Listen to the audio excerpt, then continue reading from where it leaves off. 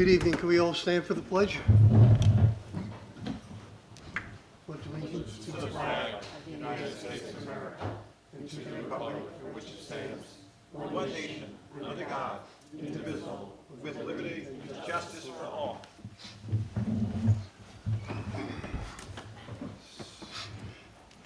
Good evening, everyone. Welcome to tonight's town board meeting. It is July 14th, 2026. Before I get into the agenda, I just want to read some comments that I have. I'm going to read it because I don't want to forget anything. Good evening. Before we begin tonight's meeting, I'd like to take a minute to address a few items. I did prepare something in advance, so please excuse me for reading, like I just said. However, I wanted to make sure I covered everything. As most of you know, Mark Saraceno resigned from the town board last week. Mark offered valuable suggestions and input. His engagement, time, and effort while on the board was appreciated, and we thank him for his service to our community. Local government relies entirely on collaborative process. By law, decisions are made by a collective body through a majority vote. Discussions and the exchange of ideas are the foundation of a work session. It is through the process of collaboration that the work is done to bring ideas into actionable initiatives. I stand firmly behind the integrity, dedication, and professionalism of our board members and town employees. Prior to Mark's departure, the town board felt an additional work session would be beneficial due to the number of topics this board would like to review and finalize. You will see that request reflected in tonight's agenda. I look forward to being able to share updates on our fund balance policy, 3 to 5 year plan, and budget in the next town board meeting. I remain committed in conjunction with the town board to serving all 44,000 residents in the town of Mount Pleasant. With that said, I'm going to get into our agenda. David, I don't know, did you want to go before or wait? Okay. I think we'll go right into our bids and awards. First thing is solicit bids for a town hall cleaning contract. Do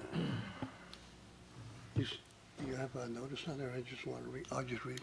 Not yet. Okay. Capture this one. When we open bids. Okay.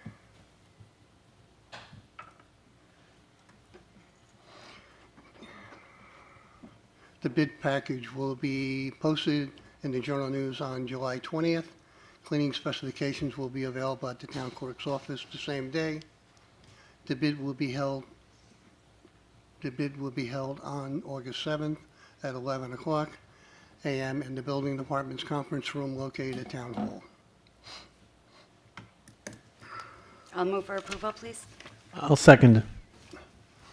Motion by Danielle. Second by Joe. Hi, Joe. Joe. All in favor? Aye. Aye. Any opposed? Motion carries.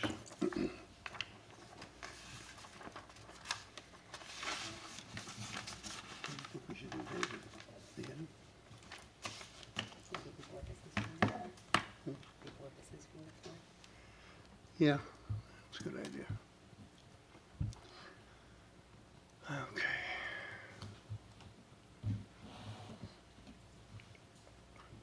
Next item is authorization to approve PO 8302605 to install complete fluid end assembly for L161SC for the Water Department's Vactor water pump, which controls the pressure, wand, and water delivery system.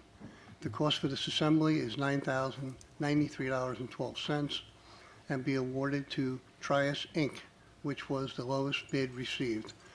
The unit will be installed by our fleet mechanics.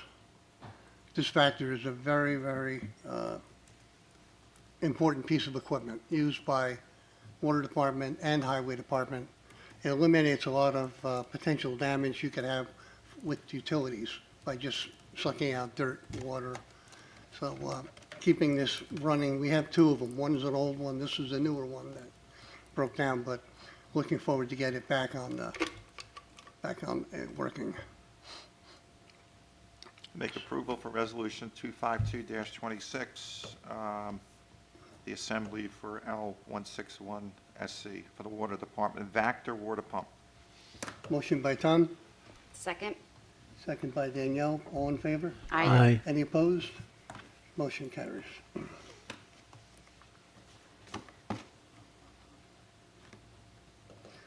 Next item is continued public hearing to amend Town Code Chapter 180, 180-1 to 180-5A steep slope protection. I make a motion, we keep the public hearing open. Motion by Joe, Second. second by Tom. All in favor? Any opposed?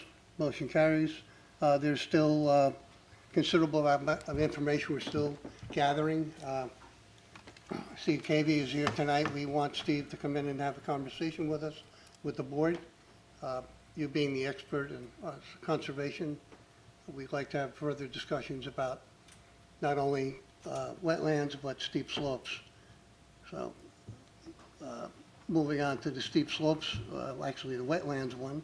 Do we want to adjourn that to the August or to the September meeting? Probably should go to September 1, because we will have the one meeting. Yeah, people are If on there's any vacation. changes in between, you can renotice too. Yeah. Okay. That would be September, September 8th. What you want, what date? September 8th. September 8th? But Darius, just point, information, comments could keep on flowing into us, right? absolutely, yeah. Yeah. I think the plan would be to invite Steve into a work session. Dave and I have been speaking, Pat Clear and I have been speaking. There's actually a great tool, I don't know, Steve, if you've seen the new Westchester GIS, has all the wetlands and the steep slopes delineated, in color. Yeah, it's really good. I was looking at it today, going over it with Dave. So I think we want to, your look at the unintended consequences too.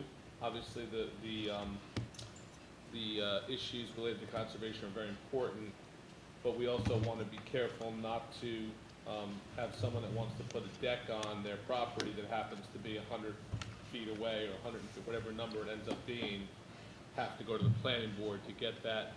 Maybe there's a waiver provision, I don't know, there's a lot of ideas batting around that we want your opinion on. I looked at a few properties today, and some of them, right across the street, there's a huge wetland in one location, and the properties probably couldn't do anything on, but I think the board wants your opinion, and take a look at it. It's up to the supervisor, I don't run the meeting. Well, you raise an important point. No, they want to hear from you, I don't know about tonight. You're welcome, Steve. We didn't adopt the resolution. Right.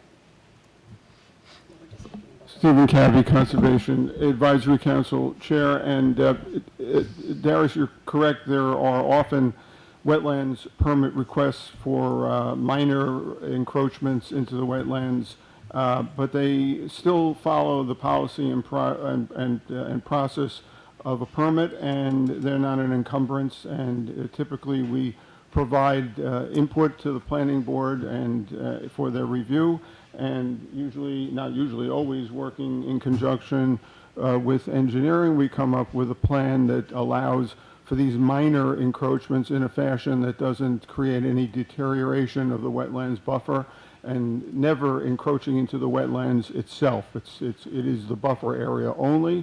And so I don't see any reason that the code should specifically create open options that would avoid that review process. The review process has been ongoing for many, many years, the 20 years that I've been looking at this stuff. So I don't see that it's an impediment. I understand, I don't know of any other unintended consequences that you might be referring to, but those minor encroachments are typical, and they're dealt with, and they don't create limitations for people to do modest improvements. There was a longer discussion about many of the homes that exist pre-code, many of which were already have footprints within the buffer, or they are very close to the current buffer of 50 feet. So the 100-foot buffer would require permits that may create more review and more understanding what impacts there might be in mitigation to prevent any deterioration of the wetlands and the wetlands buffer. So the process exists, is what I'm saying, but I don't think this should prevent us from moving forward and creating a 100-foot buffer across the board with a review process that allows for some possibilities for some encroachment, in particular for homes that are pre-code that were built within the buffer. That may be something that the planning board can take under consideration. And in a discussion with Darius and with Pat, we can come up maybe with some ways in which the code can be narrowly written, very narrowly written, so that we can deal with that. But I want to emphasize that, first I want to thank the board for considering the CAC's input. We consider our input to be useful, and we would be very happy to participate in the code revision. There's a lot of stuff that's been circulated about other ways in which the code could be written even more comprehensively in more detail. But for now, and I've said this at the last public hearing, I think it's critical, and Darius had pointed out that somewhat time is of the essence. We need to take these steps now and create the buffer and the steep slope deductions, and then I think that the board should keep open the possibility for some further review and amendments as we understand impacts and wetlands protection and the changing conditions that require the protection of natural resources. But there's an immediate need now to act, and that immediate need can be met, and we can deal with it quickly. And again, to just circle right back, I don't think any of the things in the revision would prevent people from moving forward in the fashion that David would be, I'm sure, support in a process that has never been an impediment to people, to homeowners. Modest encroachments. Okay? Thank you. Thank you. Thank you. Thank you so much. So on the wetlands code, we also want to keep that open to September 8th. So I need a motion to keep it open. I make a motion, we keep the wetland code open until September 8th. Motion by Joe, Second? second by Danielle. All in favor? Aye. Any opposed? Motion cut. Third item, public hearing. This public hearing is to consider a special permit to erect solar photovoltaic arrays, New York City Department of Environmental Protection, Catskill, Delaware Water Treatment Facility at 2 Walker Road. This public hearing is open now. Anyone who wishes to make a comment regarding the solar arrays on this DEP building is welcome to do so at this time.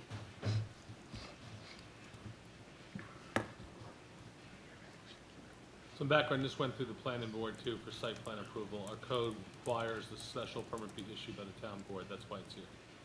But I think it was already approved by the planning board, subject to the Town board. special permit being granted for site plan.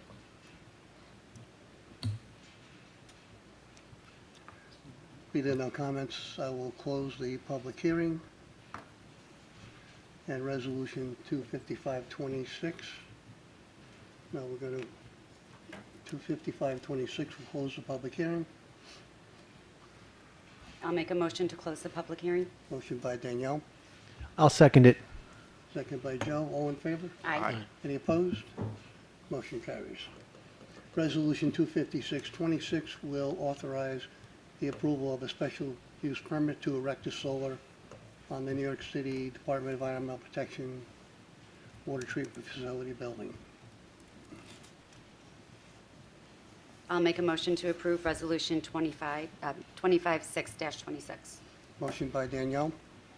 Second, Joe? Tom. Tom? Tom. All in favor? Aye. Any opposed? Motion carries.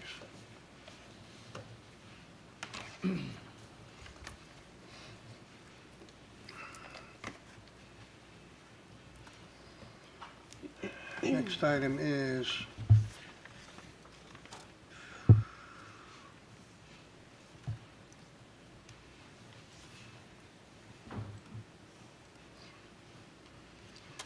This is approval of the standard workday and reporting resolution as required by New York State Comptroller. In accordance with New York State retirement system requirements, the town must establish standard workdays for certain appointed and elected officials based on a record of activities submitted by each official. Once passed, the resolution will be posted in a public place, website, official signboard, main entrance to office of the town clerk. For a minimum of 30 days, a certified copy of the attached forms along with the affidavit of posting will be filed with New York State Retirement System within 45 days of adoption. Joseph Bonanno as councilman, and Stephen Schwan, planning board member. Those are the two individuals who have to submit the record. Joe, you were notified. Yeah, I've been notified and I've submitted it. so. I'll make a motion for approval. Motion by Danielle, Second. second by Tom. All in favor? Aye. Any opposed? Motion carries. Next item is authorization is requested to accept Woodward and Curran to perform the professional services to update the Kensico Water District Emergency Action Plan and Vulnerability Assessment as required by the Health Department and the EPA. Phase 1 is $1,000, Phase 2 is $6,000, Phase 3 is $1,800, total cost is $8,800. Make a motion to approve make a motion to approve the authorization to accept Woodward and Curran. Motion by Joe, Second. second by Danielle. All in favor? Aye. Any opposed? Motion carries. Next item is street closing permits.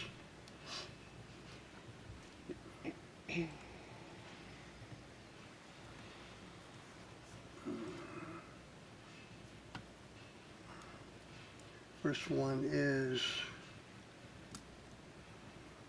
Wyoming Place, Darren Carew,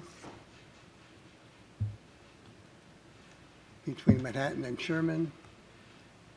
This is for 7/24/26, 4 p.m. to 9 p.m., and no rain date. Next one.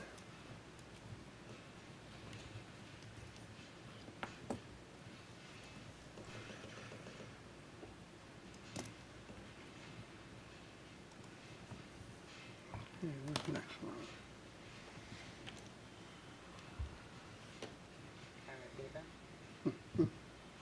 The second one.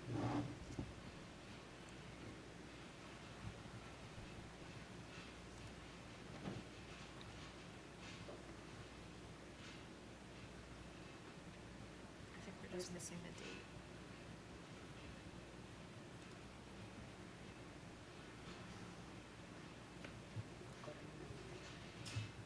This? Oh, okay. Next one is Cara Biva, authorization requested to close Oak Ridge Road from 11 Oak Ridge Road to 115 and 120 Oak Ridge Road at the Highland Place on Saturday, September 19th, 12 p.m. to 10 p.m. No rain date is requested. Make a motion to approve the street closing permits, Resolution 259-26. Move for approval, please. Motion by Tom, Second by Joe. second by Joe. All in favor? Aye. Aye. Any opposed? Motion carries.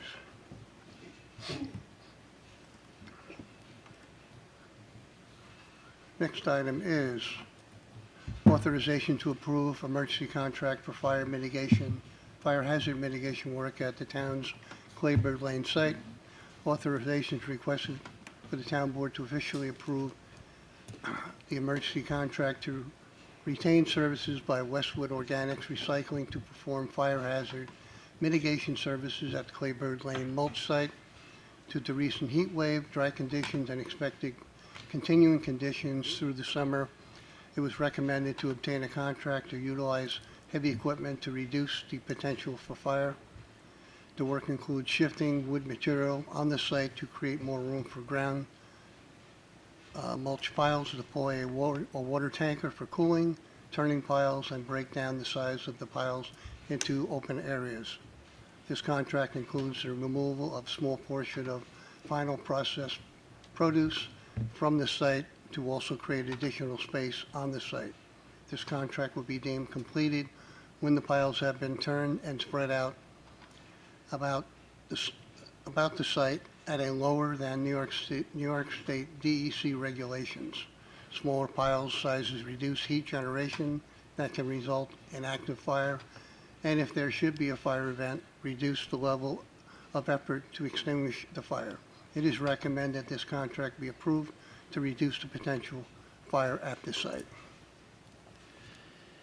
I make a motion we approve the emergency contract for Claybird Lane. Motion by Joe, Second that motion, please. second by Tom. All in favor? Aye. Any opposed? Motion carries.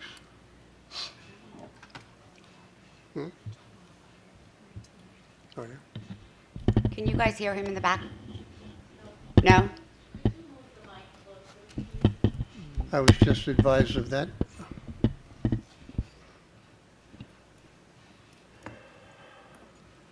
Next item is authorization to publish a request for proposal for the removal and disposal of organic material from the town's Claybird Lane site. This is the same site. We are reaching out for proposals for future work that has to be done at the site. So it's an RFP that will be going out.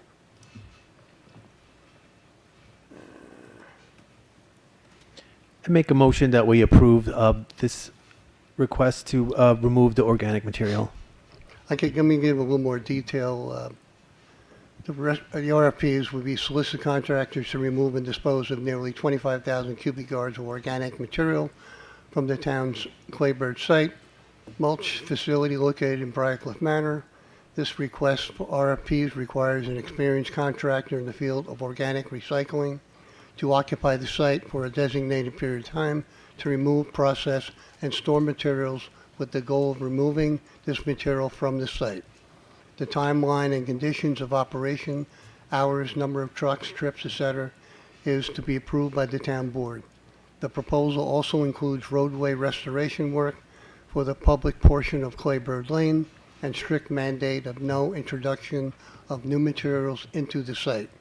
Should the town board approve this authorization, the RFP will be available Monday, July 20th at the town clerk's office with a due date of Monday, August 3rd.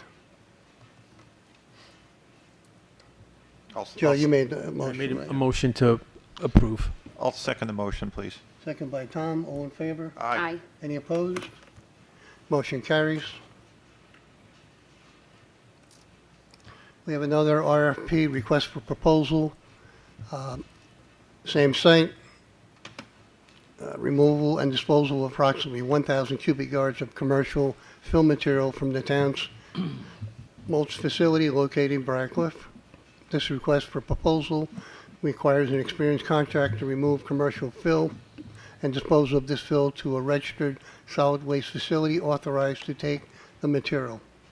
All work will be overseen by a third-party inspector and shall meet New York State DEC regulations. The proposal also includes installation of soil and erosion control measures as well as other environmental protection measures. Should the town board approve this authorization, the RFP will be available on Monday, July 20th at the town clerk's office with a due date of Monday, August 3rd. I'll move for approval, please. Motion by Danielle, And I'll second. second by Joe. All in favor? Aye. Aye. Any opposed? Motion carries.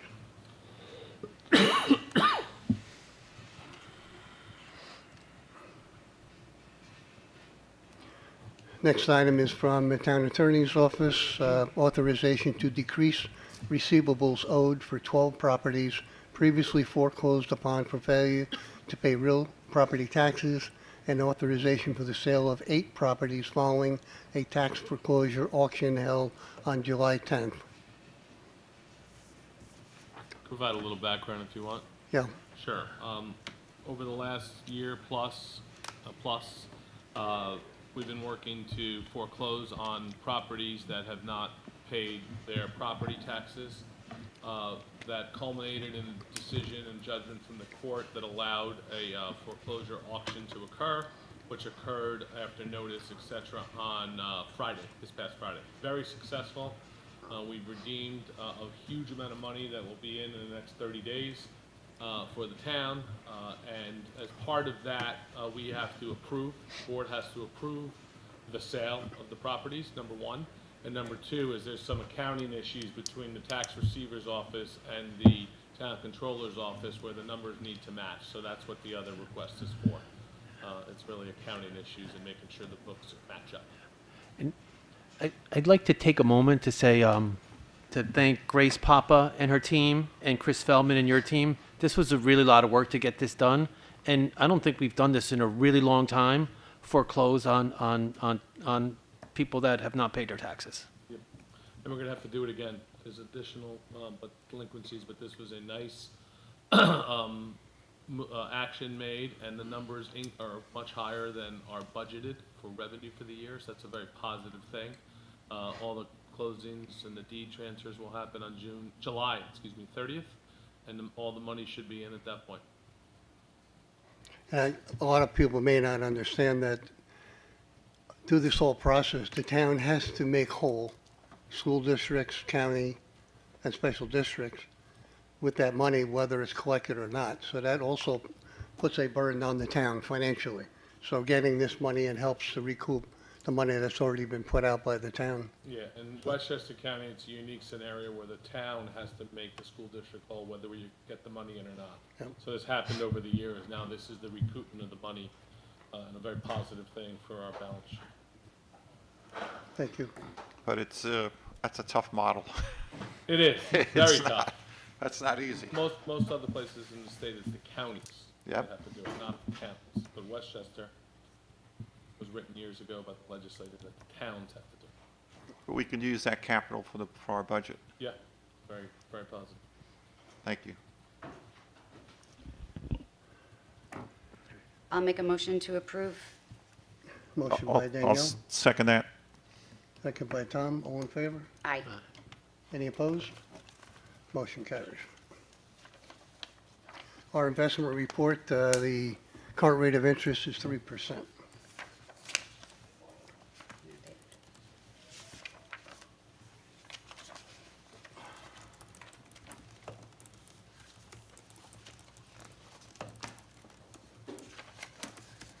Prior to business from the floor, just a couple comments. Business from the floor is an opportunity for the board to listen and ask questions. As a reminder, as resolved during the town board's annual reorganization meeting, residents wishing to speak are limited to 5 minutes as a courtesy to others. We do need to adhere to a 5-minute rule. When the alarm sounds, please wrap up your comments. If you believe your comments will exceed the 5 minutes, an email or written comments are welcome, and we appreciate your understanding. At this point, business on the floor is open. David. David is going to go first. Oh, I'm sorry, Dave. Dave's going to do a presentation, right? David's going to do a presentation, I'm sorry. So I'm thinking we should move the TV. Can everybody see the TV? No, I think I want to go sit down there and watch. I want to be able to see it too. I'm good. I saw it. Can't see through.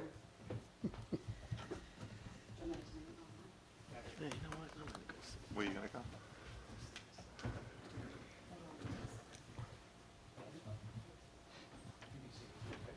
I'm going to sit down here. I just want to make sure everybody. Can everybody see?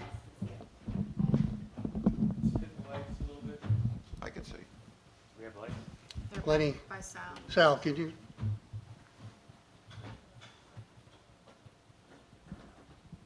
Is that Good help? evening, Honorary Town Board, Mr. Supervisor. I just wanted to kind of, excuse me, I was requested to come in and discuss the emergency project for removing the, or removing the hazard for the fires that potentially could be occurring at the mulch site or have been occurring. So I just wanted to give the board and also the public a review of what the emergency contract has entailed. This is actually the scope of work that was put together. So if you could see right here, there's about five piles or windrows. There's 2 windrows, one up top, and there's this. The darker material is. This actually was taken on the 9th. It was a drone fly-off by PD. We used their drone. Thank you for that, Chief. So the entrance, I'm sorry, is right here. This is the entrance off of Claybird Lane. Comes up here, and then the entrance is right this way. The Taconic is actually on the top of the wood line right there. So just to give you an idea, the darker shade is already mulched. It's been turned and also been. Is this still working? Okay. Has also been turned. It's been extended also, and also there, as you see on the right side, there's a tanker truck, a 6,000-gallon tanker truck that gets filled up. Yeah, sure. Perfect, thank you. Thank you. Right here, there's a. I'm just going to sit here. So right here, there's a tanker truck that gets filled daily or more often depending on the amount of water they have to use. This pile here is the darker pile that's already been turned. Just to give you an idea, all this mulch and all this mulch here was one giant pile. It was actually, the highway department came out and did a great job separating them into 4 windrows. The only thing we've noticed is that the heat is still building up, and prior to our heat wave, it was decided to put this emergency contract out to stop potential future smoldering of this material. So the plan here, just to go through the plan, first we took this pile of stumps that's still there, which was over on this side. We shifted them over to create more room. Here, the whole object is to reduce the size of the piles. The smaller the piles, the less chance they have to generate heat, and the less chance they have to combust. So first thing we did was move this pile over here. Then we started tackling this. This was the highest temperature windrow. The main reason is because you have it's up on the hill, and the winds from the Taconic come up. They hit the side of this mulch pile, and it's almost like when you take a piece of wood out of a fire and you blow on it, you see the embers kind of getting redder. That's kind of what's been happening on this pile here. So the work here is to, one, we took this pile, we spread it out even further. We turned the whole entire thing, checked all the temperatures. All the temperatures are at a safe level right now. They started with this pile here. This is on the 9th. So we're breaking down this pile. And as you can see, this pile is probably closer to where DEC recommends the regulations. This pile is not. And believe it or not, this pile was probably twice as big and only one entire pile with all these millings. So that's why we had to tackle this as soon as we could. So as we come here, so that we're working on this pile here. They're working on the pile on the end here because they've noticed some hot spots in this pile. So they diverted from this to kind of work on this and take care of those hot spots. The next task would be to remove this pile here is basically leaves, compost. So that pile is going to go to the side of the road where Claybird Lane is. So that will be a storage, and that would clear up that area. The second part is to grab this 3,000 yards here, and this part would be removed off-site by the contractor. So right now we're working on getting that, getting a price to that to remove that off-site. And what that does is that frees up all this room so that this green area here is more room to take these piles and distribute them out and create more room for a balanced, smaller piles. So what that does do is at the end of this contract, what we want to do is we want to have DEC approved size piles that are smaller, that are less conducive to generating heat, and then we end up, basically we'll end up monitoring it until the RFP comes out to remove the material from the site. And at that time, we'll start removing the material from the site. So that's pretty much everything that was put before the emergency contract. Thanks, Dave. Sure. Could you just show us where the houses are in relation to? Anybody who wishes Okay. to speak can come up Yeah, here. there was a question about where the houses are. This is the top, so the gun, I shouldn't say the gun, the sportsman club is over here.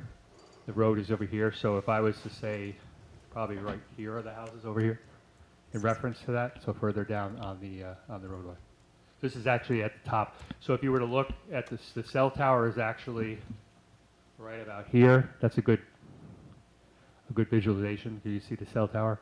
So the cell tower area is right about here. So that'll give you an idea where the mulch facility is compared to the residential houses. And like I said, the Taconic runs directly right over on this side right here. David, can you for a minute just discuss the soil from Carroll Park? There's been some questions. Was it tested? Where did it go? Where did it end up? Can you just sort of Yeah, of discuss course. that? Part of the discussion by the former occupant was that they used Carroll Park soils to create the berm. That's the questionable commercial fill that we've had tested, and we've tarped and we've been monitoring.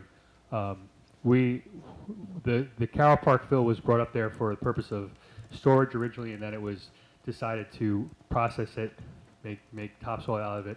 But the berm, the material at Carroll Park was tested. We went through the testing. We had, I think, about 9 or 10 tests done on it. We segmented the material. We actually identified locations where the material was exceeded residential use. So we actually had, that was about 1,300 yards. We had that removed, hauled off site, disposed of properly. We had manifest for it. The remaining material was, there's some that was unrestricted residential, and then basically there was soil that had no restrictions whatsoever. So that material was brought up to the community center, because for us to get rid of it would have cost the town about $500,000 to remove it. So because we went to DEC, we got the beneficial use determination, we're allowed to use it. So the material that was non-restricted we could use anywhere, we really didn't. We've still been using it on town projects. The material that was slightly over that unrestricted and in that unrestricted residential level, we actually use that on our projects, like our water main projects, projects on the roadways. So it has that cap where you don't have any infiltration to it, so it's not going to have any exposure. So the material that went up to the gun range, we to Claybird, we actually had tested again.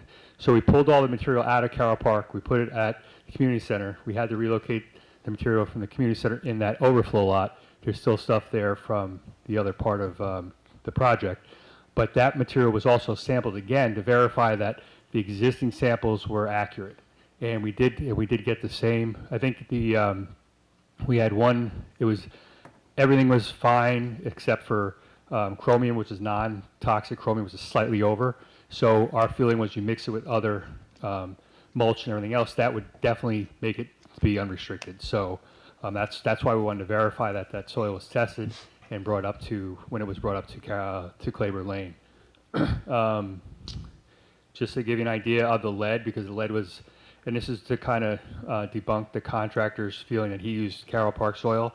I believe I have to see, but I believe the highest, the stuff that we brought off-site that was determined to be more of a commercial fill that was on Carroll Park, I believe that lead level was, let me just grab it here. That lead level was, yeah, so the highest lead level we got was 113, and that was the material that was brought off site. So that was the 1,300 yards that were removed. Now the lead levels in the berm are around 800 in some parts. So you can't take 100 parts per million and make 800 parts per million just from that soil. That's why we can test that it's not the Carroll Park soil that was up there. It was other stuff that was brought in. So as far as the Carroll Park soil is concerned, the stuff that we brought up and that could have been used was considered unrestricted residential. And that's what, and like I said, prior to bringing it up there, we had it tested. We sent the documentation to the contractor also out there. So he had all the information, all the testing. And like I said, every time that we go through a batch of fill at the community center, when we use it on our sites, we test it again. So every 1,000 yards, we test it to make sure that it's still safe to put into the community. Okay, thank you. Let me bring this up there. We put those lights back on?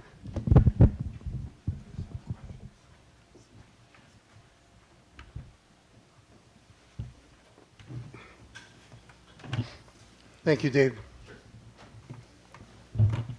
Business from the floor is open. Anybody wants to ask a question, they're welcome to do so.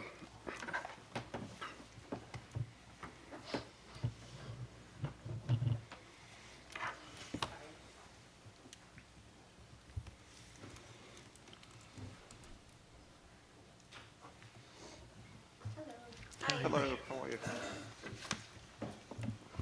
Patty Rallis, Old Chappaqua Road.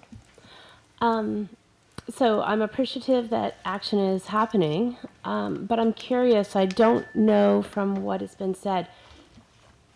Are you removing everything?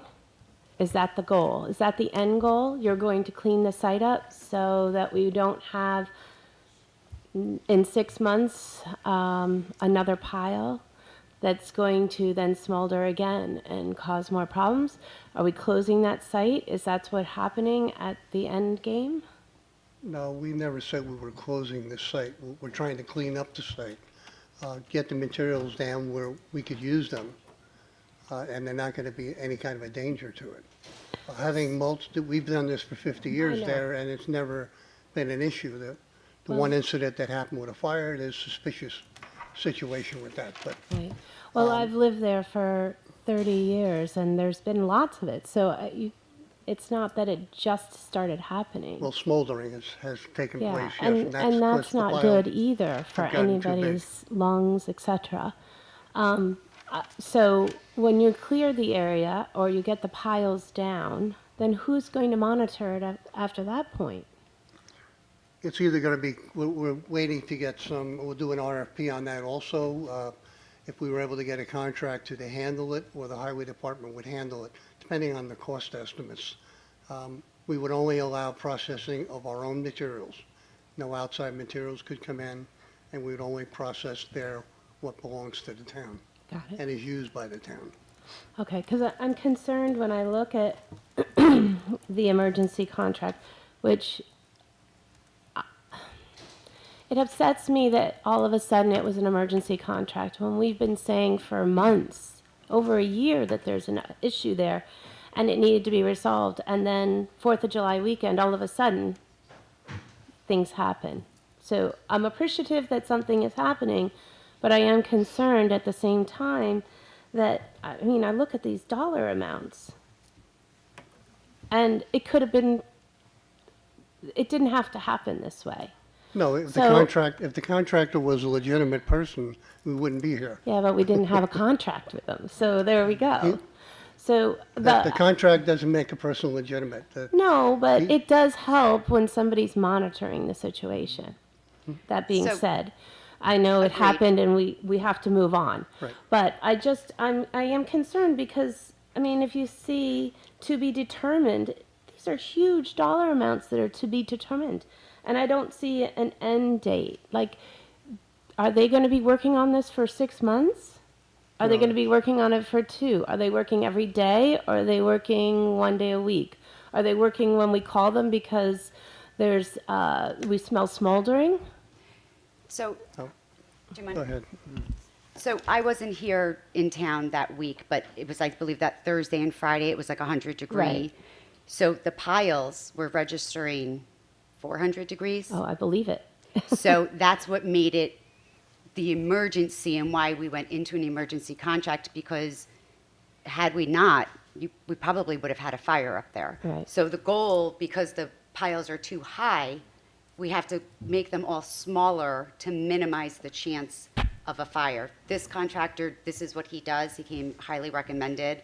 It's an environmental Right. situation. From my understanding, it should be about another 2 to 4 weeks tops for him to take out the material to make more room, to then be able to finish breaking down the piles. And then that's it. That's all he is doing. He's not making it bigger, correct? He's not. He's making the piles wider. Yeah, but he's not making the area in which the mulch site is any larger than it is Oh, no, no, existing. that's why that's why he's taken out the 3,000 yards, which has been approved by DEC Right. for disposal, is to, so he doesn't, he'll stay within the same footprint, and David, please correct me if I'm wrong. It's just the piles are too high. Right. He's got to make them wider And shorter. and shorter. Right. And then that contract will be complete. Okay. And then, as you saw tonight, we're going out for proposals, requests for proposals for removal of everything else. So my other concern is I heard you say that you're moving the leaf piles and they're going to go along Claybird Lane. There's an empty area up where they were cutting logs up. Right. It's an empty space up there. It's just where that's going to go. But there are no trees right near it? Because it happens the same way, that, you know, the heat builds in leaves. Leaf piles, Okay. if you were a child and you jumped in the leaves, it was always warm down there. So I just don't want that to escalate and then, you know, there are a lot of trees on Claybird. I don't want that to turn into a fire as well, because if we have a huge pile of leaves, it's going to do the No, same thing. We don't want that either. I know, but I'm This just, fellow, this guy's smart, and he knows what to do. It's going to be monitored. David, I don't know if you want to add to anything. I know that there's it's not like trees are right there where this is going. thank you. Sorry, just to clarify, there's actually a rock ledge along the section we want to put the leaves, and I shouldn't say they're leaves, we said they're leaves because that's the original product they were. They've actually now considered their compost. It's almost like a dirt. It's like what you get when Highway drops it off to you during the spring. So it's not really the likelihood of it combusting is very minimal, if any, and that's the only reason why we would put that type of material along that section there. So it's only about 500 yards. It's not that much, but it still gives us a little bit more room. But like I said, we wouldn't put it there if we thought it was going to be an issue. We understand that the woods are right there. Like I said, there's a rock ledge that'll protect it, but the fact is it's more of a dirt than it is considered leaves. Thank you, Dave.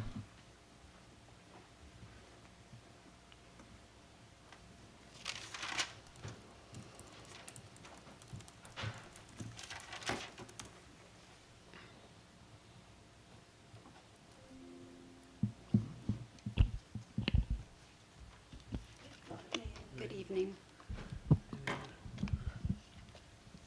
So quickly, just to clarify, because that my house is actually the closest one to that property. I'm sorry, I know we know, but can you just state your name and address? Oh, for the okay. record? Thank you. Hi, my name is Bevan. I live at 483 Chappaqua Road, or on Claybird Lane. That property touches ours, and so the area where you're saying the leaves are going to be moved to, is that where there's currently, so past the dirt mounds, then there's a pile of like different logs and things? Okay, so. Just a little north of there. Okay, there are trees there, 100%. It's full of greenery and forest, and if a fire catches, it catches into my property. So I just want to clarify, it is not a rock ledge. It is open, wild forest that touches my house, okay? Please be mindful of this. Also, to address what Patty had just asked, I'd like to go back to some past notes. On April 14th, I asked Carl, what's being done? And you said, we're working on that. And I said, when you say you're working on that, what's being done? And you said, trying to come up with an agreement to clear the property. And I said, okay, to mitigate the fires? You said clearing the property. That's not the 5 minutes. Yeah, I was just going to say. I'm trying to make it louder because I'm not sure what And I was going to say, I'm not very good at No, that was math, a but Carl responded, clearing the property means eliminating all of the materials on the property. That's a process. So you said you will be clearing all of the materials on the property on April 14th. I wasn't doing it on April 14th. We were in the process of planning for that. So on The- April 14th, part you of said the, you would be clearing all of the materials. I'm sorry, you misunderstood me then. I didn't I- mean I that. didn't misunderstand you. It's what you said in the Are meetings. you under the impression that we're not removing all of the materials at all, or did you think he meant we were going to do it soon? Like, what was your understanding of that comment? That all of the materials will be removed? Everything. Okay. We didn't get to a timeline. I'm just addressing that what you said to Patty just now was the opposite of that. So there's an inconsistency, and that's why we just keep showing up. We just want straight answers, and when the answers are different in every meeting or in every email, it causes a lot of confusion for us. So I'm bringing back, you've asked me to bring you receipts, as they say these days. So here's a few. Speaking about working outside the contract to clear everything up, Carl says, our plan is to clear up the site and eliminate the use of the site for the purpose of outside, without an outside contract. So you said that your plan is to eliminate that site entirely, the use of that site, which is different than what you just said a few moments ago, okay? I have several of these, and so it would be really great, I think we would all really appreciate it if there could be some clarity and some transparency. You're giving us different answers, you're all over the place, and it's causing a lot of confusion within the entire town. But to the people who live here, please, sir, please do better by us and tell us what's happening and not change it every single time to suit the question that's being asked. I watch you change your answers throughout the meeting. It doesn't, I don't even know what to say about it. I apologize for if I misstated anything. Every day we have a different situation up at Claybird Lane, whether it's the temperature, whether it's the height of a pile, whether it's how we're going to move the pile. So there's nothing that's really concrete that we're working on. So I'm not on the site every day, so I don't know exactly what goes on every day. We do rely on getting information and you know, what the status is and what we're going to do next. We're doing the additional RFPs because we have to know what the next step is going to be. It's not like cut and dry. This contractor that's there now, his contract is for a certain purpose. He will get us to a purpose, to a place where we want to be. Next step will be what the next bids are going to come in at. What are they going to do? How fast can they do it? All in these RFPs that you'll be able to see, puts in there timelines, costs, everything. So it's very clear what we're looking for to get done. And we would love to get this done as soon as possible. Nothing happened, you know, where the material goes is a timeline to that. You can't just put this material anyplace. We have approval for the 3,000 yards right now. That's approved to go someplace. So But we didn't approve that contract yet. you need approval legally to put this material somewhere. But it's been sitting next to my house for many years, to your point, completely unsupervised. These piles got way too big because nobody was paying attention to it, because there were no contracts, because there were no permits. Can you please admit that something was done wrong here? Yeah, the contractor took advantage of the town. The contractor made a lot of money. I think it Over- would go a long way to admit where you made a mistake. You want it? Okay, I made I a would love mistake. that. Okay, I made a mistake. I should have been up there every day watching what was going on. You can come at me with sarcasm, but your job is to supervise. You're the town supervisor. I didn't say you should be there every day. I said I've been up there a lot. Once in the last recently. 2 years, But it's not- someone should have looked at it. The people under you whose job it is to monitor that site should have been monitoring it. And I stood here when we had a fire every 3 days for 2 weeks. And I begged you, please, Carl, please do something. I'm scared for my family that my house is going to catch on fire. After you laughed and scoffed at me, you told me this can't happen overnight. But when my neighbor pointed out the major fire risk, lo and behold, it happened overnight. So please, just do better. I'm sorry.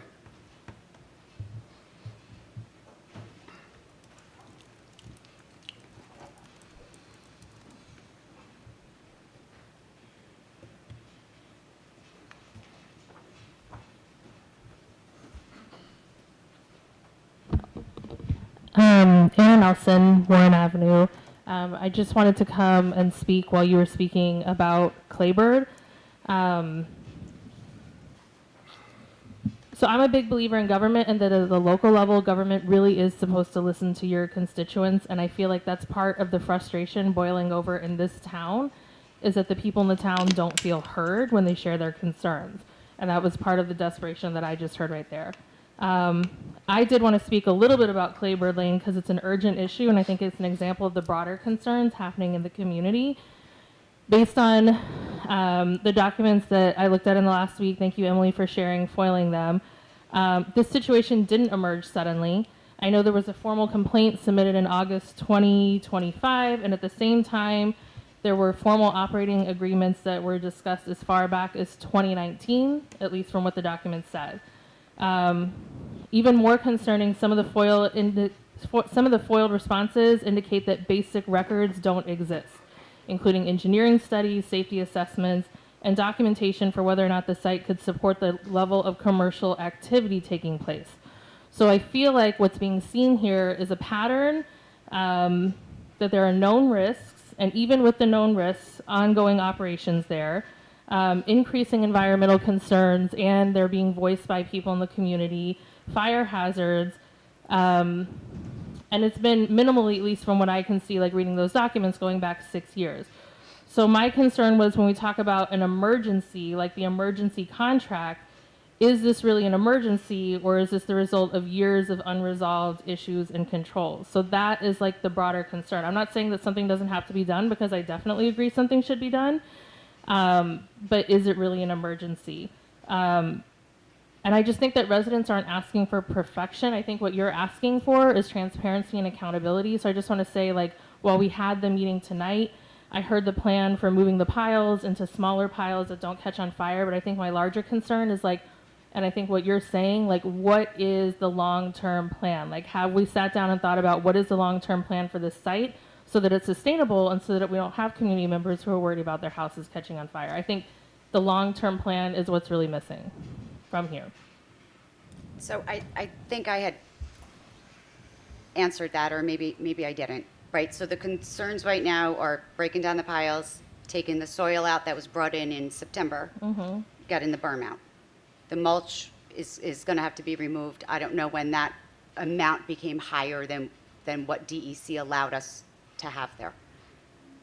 As Carl had said, and we don't know what the next step is, right? So most municipalities have a mulching facility. It's costs a lot of money to dispose the thousands of trees we take down every year. So it's something we've talked about, sort of in between trying to mitigate the site, but it's nothing we have come to an agreement with or plan with, and that's the God's honest truth. Okay. So it's either going to be, it's, you know, we bring in a contractor to manage the site with a contract and everything else, or Highway does it for us. And we need to explore the costs on that, and that's the truth. We don't have an answer. And so I think what would make the community feel better, so I understand what we're saying, it's like the Band-Aid right now, but I think what people are asking for is, besides the Band-Aid, like, we have to come up with a long-term plan, and I think people want to hear the long-term plan. And so you it's not will, just as soon as we Band-Aid, come up Band-Aid, with one. Okay, Yeah, thank you. absolutely. Look, I think there's two issues here, all right? The big issue was that there was an out-of-control contractor that put piles there that were dangerously high, all right? Look, I've learned a little bit about this over the course of the last few months. There's a prescribed level, all right? These piles should be no more than 30 feet high, and that will mitigate the fire hazard. So in between a contractor that put stuff there that they shouldn't have, that piled it in a dangerous fashion, that it wasn't getting looked at, I'm sorry that it took us a long time to come to this, but we are here now, all right? And where we are now, we have a plan to reduce the fire hazard. And then when you think all the way to long term, yeah, there are some conversations about finding a place to do all this mulching that's in a more commercial district, but that's all going to that's going to take time and money and a lot of conversation. But we'll keep you posted.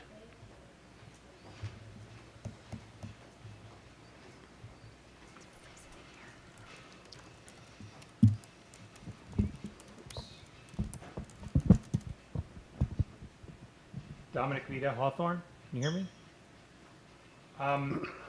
For those initial comments that you made tonight, Supervisor Fulgenzi, I'm hoping that you can publish those online. I caught two of the items that you mentioned, a fund balance policy and a 3 to 5 year plan. I didn't catch the third thing you mentioned. and it might have been the microphone or whatever, but if you could publish those online, it'd be helpful to know. Regarding the budget, I would respectfully ask the board to provide the public with a meaningful update on the town's finances currently, not simply what has been spent, but whether the town is on track to finish 2026 within its approved budget and what the forecast is through year end, budget versus actual. I know we lost the comptroller, but if there's a way to do that, that would be meaningful. Last meeting, we heard from the auditor that the town is not adequately reserving for future obligations. The town also just heard that pension costs, health insurance, and other expenses continue to rise. What is the town's plan to address those pressures? The town should already be conducting a serious review of the 2027 budget with realistic forecasting so we can avoid borrowing, financial surprises, or unusually large tax increases. Good financial management requires planning before problems become crises. Before I touch on Claybird Lane, you had mentioned, or you had brought up the public hearings and then I believe adjourned them through motion. Was that what happened? You didn't take comment except for Mr. Cavey? It's a continuing public hearing. We always welcome emails if they want to have any questions about it. We wanted Steve because he's a professional and we wanted to get his input on it. Got it. I may not have heard what you had said, Mr. Fulgenzi. Sorry if you had opened the floor for public comment this evening. I would like, again, just in regard to those two steep slope and wetlands changes, and I appreciate the work that you're doing on that and expanding that work to consider more items, to also consider on large development, the moratorium that we requested as maybe something that could hold off all those applications that are before us until we can get a law in place that makes sense in both respects. And regarding Claybird Lane, thank you for addressing the immediate priority of making the site safer and bringing it into compliance with applicable laws. And Ms. Gargiulo deserves all our thanks for the work she has done in exposing this mess and helping to clean it up.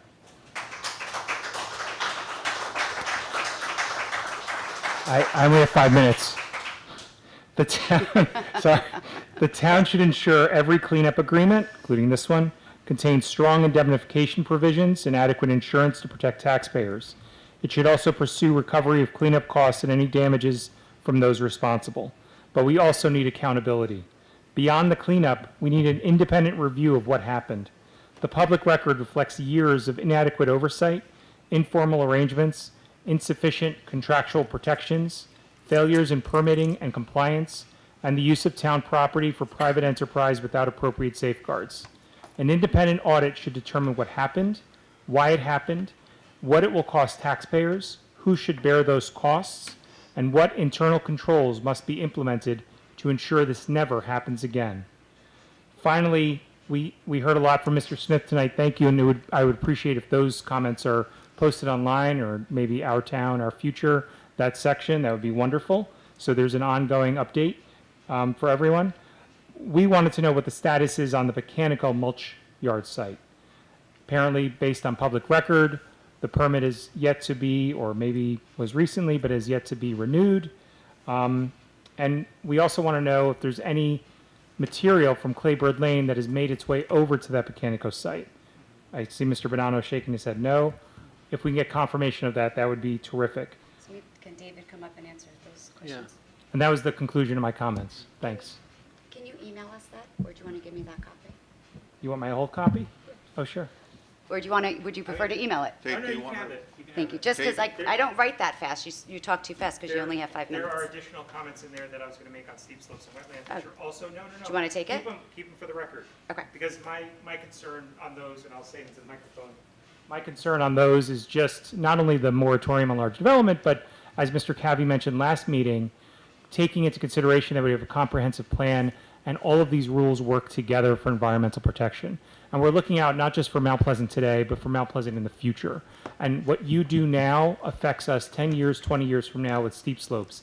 And so while there are certain Band-Aids happening now to prevent certain things from happening now with different net developable areas and wetland buffers being expanded, there is much more we can do, things involving trees and wetlands and stormwater management that all could be built into this, that are part of implementing the goals from the comprehensive plan. So I appreciate you taking the time to do that, and as you mentioned, thank you. Thank you. Maybe David should come up and comment. David. Since he just saw them. David, David, do you want to just come up and comment on Pecanico? David. Do you want to just answer the questions on Pecanico since you just dealt with this?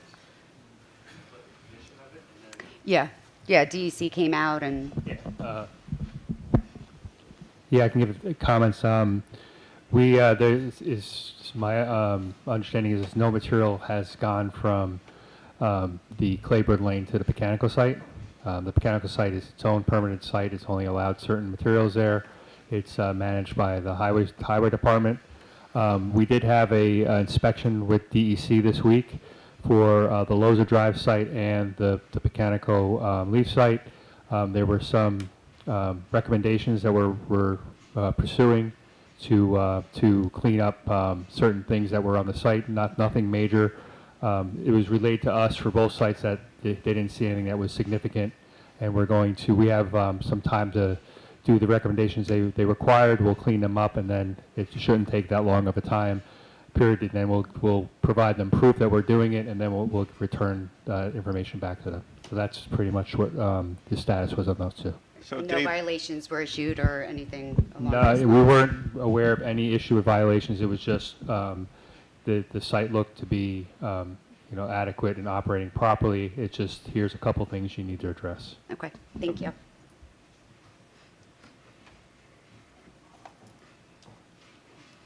Sometimes the violations come later. Deborah Virgilio, 485 Chappaqua Road. Can everyone hear me? sure. Okay. I'm over 5 minutes, I'll tell you that right now. I will try to pivot the best I can from the information that was given by David tonight. Oops. Let's try this again. I'll try to pivot, Darius, the best I can. Okay, better? Okay. Good evening, Supervisor Fulgenzi and members of the board. Before I begin, I would first like to recognize former Councilman Mark Saraceno. I don't know Mark personally, but I learned a great deal about his character through his actions. Character is revealed when doing the right thing comes at a personal cost. He stood up for the residents, he stood up for us. He stood for honesty and accountability, and he didn't stop asking questions simply because the answers were uncomfortable. To his wife, children, and family, thank you for the sacrifices that come with public service. Leadership isn't measured by titles, it's measured by the willingness to stand up when it's difficult. Mark did that, and I hope this board reflects on that. Thank you, Mark. Now I'm speaking about the disasters at Claybird Lane. Let me remind you why we're really here. This is a public health and public safety issue. It is about protecting people. I never want to look back years from now and learn that one of us became sick because we failed to ask the hard questions when we had the chance to. This is about the air we breathe and the water we drink, our wells, streams, homes, children and pets, and every resident who depends on the board to protect their health and safety. It was brought to my attention that some of you actually believe this was political. It has never been about politics. How incredibly arrogant. For more than 1 year, I have been warning this town. Since March, I've stood before this board asking one thing: to protect this community. No one spends a year researching documents, meeting with agencies, and hiring experts because of politics. They do it because they're afraid their government won't protect them. Afraid that if you stop asking questions, the laws designed to protect public health and safety will not be followed. Because people here knew what was happening and still continued it for years. I didn't choose this fight. This fight came to my neighborhood. And until this community is protected, I'm not going anywhere. This board has one responsibility over every other responsibility: to protect the health, safety, and welfare of the people who elected you. I don't care about your litigation. You brought that onto yourselves. But I do care about how much it will cost all of us for careless acts. The site did not become a disaster overnight. It became a disaster because this town chose to take the easy way out while warning after warning was ignored. The only people who failed to act were the people who had the authority to stop it. And in the last meeting, and I will read this statement again, as the property owner and governmental entity responsible for protecting the health, safety, and welfare of its residents, the town had an obligation to ensure that such impacts were prevented, minimized, or promptly addressed. and the town has a continuing obligation to protect public health, safety, and the environment. So let's talk about Westwood emergency contract. First, thank you, David. I submitted several questions yesterday, and I appreciate receiving the responses before tonight's meeting. Several answers were helpful, others raised even more questions. David, I'm not calling you out personally. I'm sure your responses were reviewed through council. My concern is that taking together the contract, the town's emails, the RFPs, and the responses create a very confusing picture for the taxpayers. My questions are intended to protect taxpayers and ensure this town enters into contracts with a clear scope, financial accountability, and appropriate safeguards. But one question still has not been answered. What changed between June 26th and June 30th that suddenly justified an emergency contract? The residents have been standing before this board warning about fires since March. There were documented fires in April. After reviewing Westchester County FOIL records, fire department reports, NFIRS, NERIS records, and public news coverage, I realized that I actually understated the history here. I only mentioned in my last public comment a few fires, but I'd like to correct the record. Records document 32 emergency responses to one address between 2014 and 2026, including 24 confirmed or dispatch coded fire events. The December 24 fire required 17 fire departments, 11 water tankers, and burned for more than 7 hours to control because no hydrants were on the site. And these weren't just mulch fires. The records also show that a $350,000 industrial grinder fire in 2014 and 2 separate equipment fires occurred consecutively in December 2021. This was not a new problem, it was a known problem. Who would like to loan me their 5 minutes? Thank you. So what new unforeseen event happened between June 26th and June 30th that justified bypassing a competitive procurement? Tonight's agenda tells a different story. The town is approving an emergency contract while simultaneously moving into 2 competitive RFPs for remaining work. Carl's email to me discusses transporting the mulch to the Westwood's Bedford facility. David's response says removing the mulch now would make it a solid waste, but allowing it to continue to process would turn it into a recycled product. The RFP discusses removing, processing, and storing approximately 25,000 cubic yards of organic material, while the emergency work is expected to conclude in 3 weeks, yet the mulch project can continue for up to 365 days. Sorry, that's what you wrote. These documents describe very different projects. So before another taxpayer dollar is spent, I ask this board to explain this in English. What is exactly being approved tonight? When you say remove, process, and store, what happens to one truckload from the moment it leaves Claybird Lane until the project is complete? Who owns the material? If it is ultimately becomes saleable recycled product, who receives the economic benefit, and how was that reflected in the price taxpayers are paying? If the emergency ends in 3 weeks, why does the project continue for up to another year? And how are you determining that this material becomes solid waste but recycled product? Has it been tested? What changed? Finally, protecting taxpayers means more than reviewing invoices after the work is complete.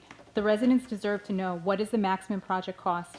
Why isn't there a not to exceed amount under the time and materials contract? What contractual protections exist if costs increase or the scope expands? What bonds or insurance protections ensure that the contractor, not the taxpayers, bears the financial risk if something goes wrong? So let's transition into the berm. Laurel's report says that the southern extent of the berm cannot even be determined because an additional stockpile was placed directly on it. So how can the town accurately estimate, bid, and remove approximately 1,000 cubic yards of berm if it cannot be fully delineated? Is it compromised? Where does one end and one begin? And what disposals applies to each? I'm going to skip a little bit of this.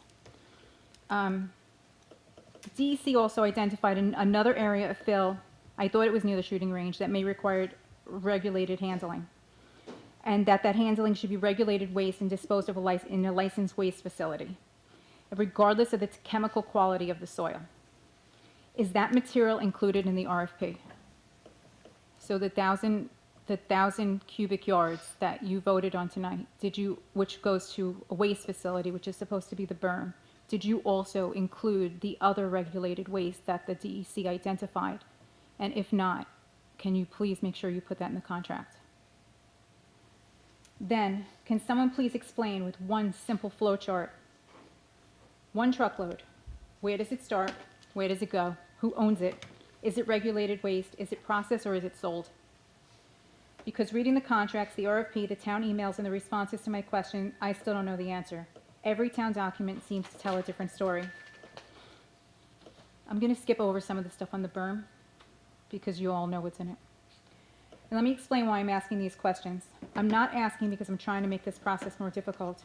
I'm asking because we've seen this story before. Across New York, the country, municipalities have moved contaminated fill or construction and demolition debris without proper oversight, without documentation or disposal locations, and without protecting nearby wetlands. The results have been criminal prosecutions, civil penalties, and millions of dollars in cleanup costs, and taxpayers left paying the bill.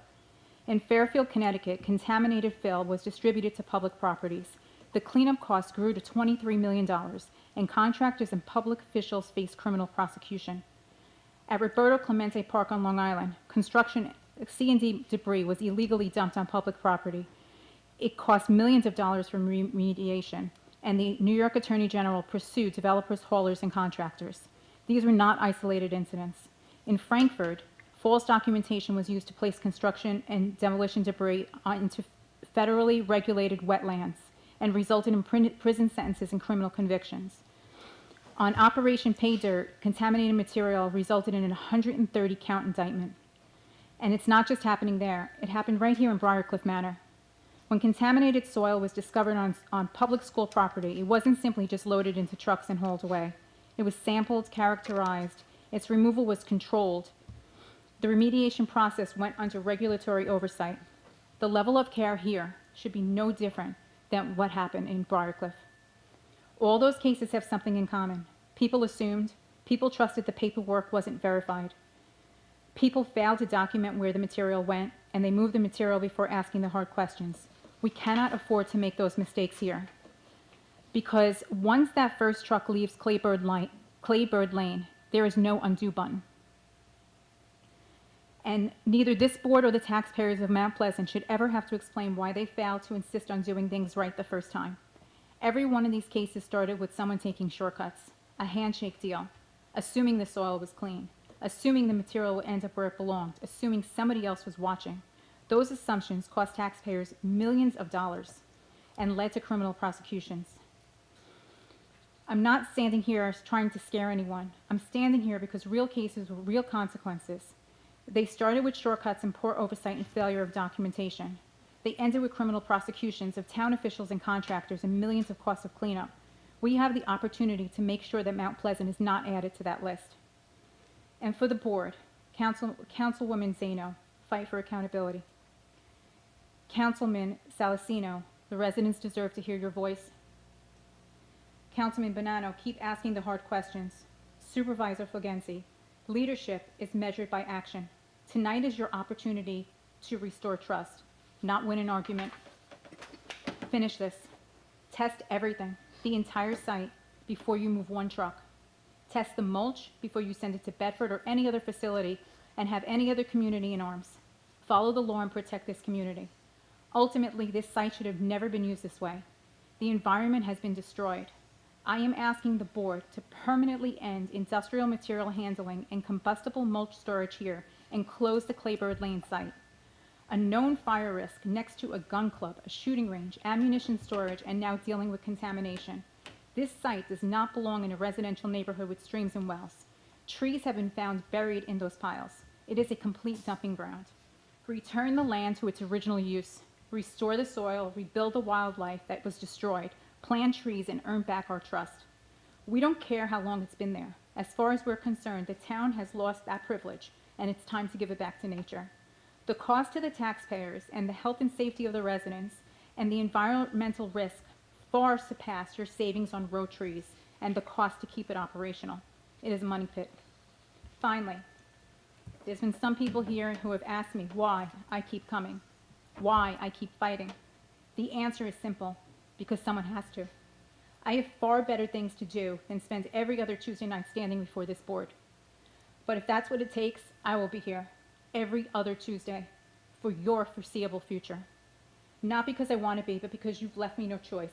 I will continue fighting for my rights and my neighbors' rights, for every resident who deserves a government that protects them instead of explaining afterwards why it didn't.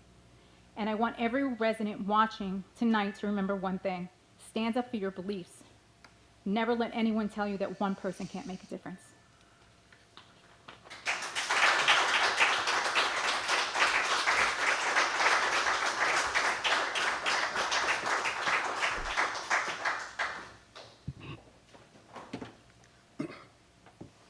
Anyone else?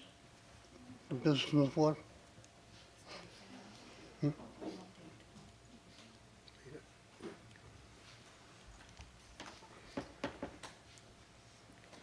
Hello, board. My name is Jonathan Jonathan Goldsmith, Sherman Avenue in Hawthorne. I only have 2 questions this evening. I would like to understand what the town is currently doing to support the residents that are affected by the issues at Claybird Lane. Have they done any soil testing, water testing, air quality testing of sites that are, or properties that are adjacent to that facility to make sure that it is safe? The soil has been tested. For the neighboring water properties? has been tested. Is there anything else that the town is doing to support those residents that are affected by this? Well, we're working on removing. But not our well. And they didn't test our soil. Okay. I can't hear. She said we tested the creek, but not their well and not their soil. And what about the air? No. No? Are these things that the town board is planning to do because they are being directly impacted by, the smoldering from the site? I'd And have maybe to the get runoff some from the advice site? on air quality testing, I don't know. You We don't- followed all DEC recommendations as well, so they didn't mention air or. Okay. Is DEC the standard, or is that the above and beyond approach that the town should be taking to protect residents? DEC is the Department of Environmental Conservation. They oversee the Yes. entire property, and their regulations are what we have to follow. But They're they're setting the stringent. baseline, they're not setting the above and beyond? I don't know, you would have to ask DEC that. Okay. Are there any plans to address, the wells, the soil, the air quality of these neighboring parcels? No, we haven't had any plans to test wells. Okay. We tested the water in the stream, and we've been testing the soil at the site, the mulch, the soil. Okay. I mean, my recommendation would be probably to try to, extend an olive branch to the residents that are impacted and, cover the cost of doing those tests, because if they are impacted, the town should take responsibility and cover those expenses too for them. The other question I have is, what changes has the town made or is the town making to its risk management and oversight processes to prevent similar situations from happening in the future? On this site, In general, any type of issue. well, we're doing everything we can on this site to move forward, to make the corrections we have to make there, to clean the site up. But what changes to the process itself? Because in this particular case, as we found out, it was a handshake deal, there wasn't a contract, there was no, process to make sure that the vendor, the contractor was actually following, the standards set by the DEC. I imagine it's possible that similar things could be happening in other places that are not related to mulch, right? What changes is the town making overall to its risk I'm management not strategy is aware my of anything question. that we've been violating around town. I'm not We don't asking have that, I'm any just other- asking for risk I'm sorry, management I don't strategy. mean to interrupt you. We don't have any other sites that contractors are on. The rest of our sites are managed by our own departments. Yeah. Like Mechanico is highway, so that, just like as an FYI, Okay. Claybird Lane's the only one. All other properties we manage Okay, in-house. and the properties managed by the town, is there sufficient oversight for risk, on the risk management side? Is there someone who's auditing and checking to make sure that things are fully in compliance with state law? DEC does inspections. I don't know of anything else beyond that. Yeah, but that's purely for the mulch sites or for all sites? Oh, no, all sites. All sites? Yeah. Okay. So why was this site, I guess, exempt or didn't get DEC inspections more frequently? They weren't exempt, were they? They're inspected. We're exempt from requiring a permit under DEC. Right, but they still inspect. So how did this end up in the position that it's in if they were doing annual inspections? I The don't know about contractor, that. the contractor abused the use of the property. But if DEC wasn't checking this every year, they would have caught this, especially if this has been going on for months or years now, right? I So think- is DEC not doing their job? That's a question Or- for DEC. And it's the town's property. It's their responsibility. If we were in violation of any use that property was allowed to be used for per DEC, Should have been notified. then there would have been violations, but that's a question for DEC. We can't speak for DEC. Okay, I mean, I feel like this is one of those things where if DEC is apparently not doing their job, then how do we know that they're doing their job on the other properties in the town? It's a question for DEC. It's a state agency. We're not going to answer that question. Okay, thank you.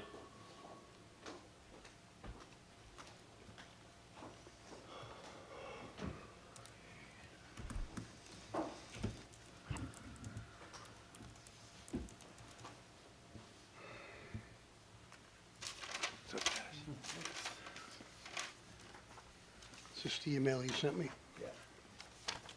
Thank you. Were you here before when we were talking about the wetlands? I think he came in right after, No, I was here. when we That's, kept it open. first of all, Dennis McCarthy, Hawthorne, Honorable Board. That's kind of a predicament, actually. So you said you're keeping the public hearing open, but you didn't allow the public hearing to actually commence. You had Steve Covey come up to represent the Conservation Committee, but you never asked anyone else, said that the public hearing is on the floor. Yet you kept the public hearing open, and you managed it to continue, which I commend you for. I think that's wonderful. But myself and others came here to speak on the public hearing. And, you know, we shouldn't be allowed to speak under public comment and be restricted under public comment, this 5-minute rule that you're talking about. So I'm going to speak on the steep slopes. Then I'm going to mention, I'm going to try and be as brief as possible, and then I'm going to just try and hit it out of the park here, you know. But I just want to bring that up because, you know, it's great. It was never an intent to cut anybody off. All right. We have always said, we're always welcoming comments to come in at any time during the process. We're not shutting down anybody's voice. Unfortunately, tonight, because the fact that we were leaving it open, we thought that we would receive comments. You know, we're going to have a discussion with Steve. You have a public hearing posted. I understand. Statutorily, by law. I know how to read that. Yeah, no, I'm just explaining. I think it's Okay, what else- basic. It's what else basic did you anyway. have? So I'm just going to go into it about the information I share. I just want to share for the public. You know, a lot of people know us. I served on the planning board, like Tom. I served 4 years in the town board. I appreciate these efforts, and I'm glad that they're going through and that you're actually taking time to have Steve Covey, the conservation chairman, and the conservation committee go through this, because as was spoken about before by colleagues up here, is that you really need to do this correctly. To not do it correctly is almost as bad as not doing it at all. So I commend you for trying to do it correctly. And we have a tremendous conservation committee here. Steve Covey has done a wonderful job in his committee with creating the natural resources inventory. Natural resources inventory, as I stated before, is 300 pages. It goes over everything affecting the environmental capacity and the history of our town. In addition, we have the comprehensive plan, Envision Mount Pleasant, that was done 4 years ago. Took 2 years to do by a lot of constituents, a lot of people, including you, and with my support as well. So those two aspects basically frame, what should happen in the wetlands. It's all mentioned in the comprehensive plan.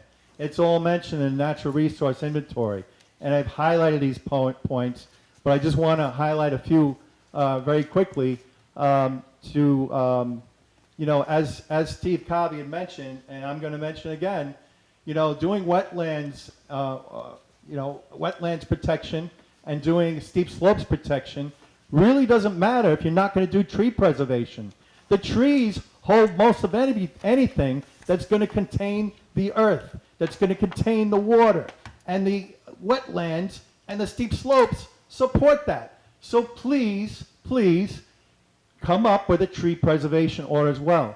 So to do 2 and not 3 of these things is really throwing stuff in the wind. And with that, I've actually posted pictures from the Conservation Advisory Committee that shows berms, it shows tributaries, it shows cul-de-sacs. They're basically withered away. They were eaten away by the water. They were just totally underrun by the water. The tree roots are totally exposed, leaving the earth exposed, creating more steep slopes and creating more flooding and more sedimentation. So I can't emphasize this enough about doing something about the trees. This is mentioned in the, like I said, it's mentioned in the NRI, and it's mentioned in the Envision Comprehensive Plan. It was spoken about the steep slopes. There's 3 different types: the steep slopes, very, and excessive. The very and excessive should have 100% no build or 100% deduction. Now, they can always go to the zoning board. If you have a phenomenal architect who's going to build into the earth and do something like they have done in many places, they've done it near waterfalls, but that's a possibility. The other one, the steep slopes, shouldn't be 10%. It should be minimum 25% and possibly 50%. The wetlands combined with steep slopes, or the wetlands in our situation here, you have the whole Sawmill River Basin flood that's been categorized for 5 decades. The county knows about it. We know about it. It was given to us, unfortunately, by the State Department, changing the traffic circle, the Hawthorne traffic circle. So we have an opportunity to correct that by creating not only proper steep slopes protection, but creating a proper wetland distance. And I recommend 150 feet instead of the minimum 100 that's been established by the state. That is the minimum right now, 100. We should be doing more because we have flooding and stormwater issues all over the place that are affecting residents 3 times a year, according to the Envision Mount Pleasant Comprehensive Plan. So in addition to that, we have the Kensico Reservoir, we have Pocantico Lake, we have all these ponds, we have so many waterways in our town that we should be keeping 150 feet from these water courses to protect them. Because 1 acre of I have it here. 1 acre of wetlands can hold 1 million gallons of water. 1 acre. So you're talking about Cedar Knolls, 1.26 acres of wetlands, over 1 million gallons of water there. So that's my point. Like, unless you research this stuff, and be honest, I didn't know that. There's a lot of things I didn't know when I was on the planning board or when I was on the town board, but things came up and I researched them. I put in 140 hours researching this stuff and putting this stuff together.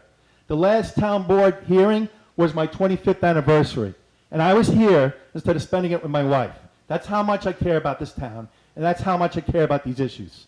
So, again, I commend you for keeping these hearings open. Please go the extra effort. Steve Covey and the committee is a great resource. But in addition to that, you have the NRI and the Envision Mount Pleasant and the state DOT, Conservation, I'll read it exactly. The New York State Department of State Office of Planning, Development, and Community Infrastructure has a publication, June 2019, Wetland and Watercourse Protection Measures. Okay? They go over everything. They literally give you the whole rule. They give you the rule of these other towns I've been talking about. So please look into that as well. So you have 2 within the town, and you have 1 from the state. And I hope that you and the Conservation Committee, and with future public hearings, can create this as well as tree preservation. And I want to close off with the moratorium. It's great that we can do the de minimis, right away and do the extended in the future, but to protect the town financially, as what we've seen, what's going on with Claybird Lane from years before, we don't need any more unnecessary laws. And you don't also need any Article 78s from people who are disgusted with stormwater and flooding. Thank you. Thanks, Dennis. I have one more thing to hand coming out, back. and it's just the issue that I spoke about. It's the stormwater and flooding, and it's the letter from Westchester County. Westchester County has a program where they will pay for our engineering expenses and our remediation for flooding and stormwater. They'll pay 50%. 50% of the cost to correct these issues. So for, in addition to doing these, I'm hoping that we also can create a bond or do something, get with Westchester County and get with the state to remediate the Sawmill River Basin, which is actually called MTP5 with Westchester County.